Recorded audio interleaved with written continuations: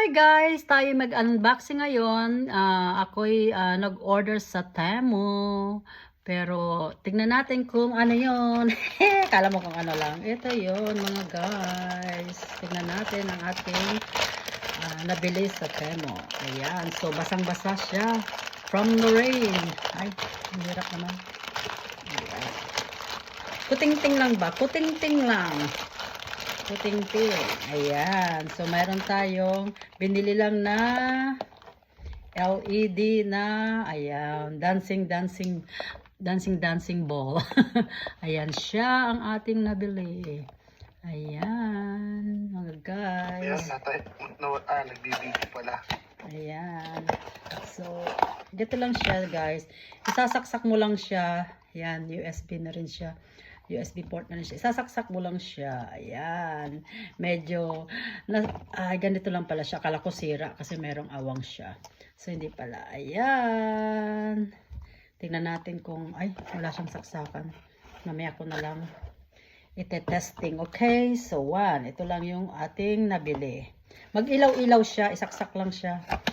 Okay. And then, second one is, meron tayong basurahan, kasi yung aking asawa pag kumain sa sasakyan kung saan-saan na lang sinisingit, kaya tayo bumili ng ating basurahan sa sasakyan.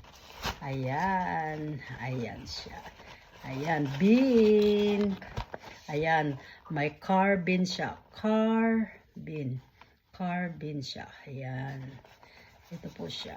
So ayan, safe na. Medyo malaki siya. In fairness, akala ko maliit na siya. Maganda. Okay.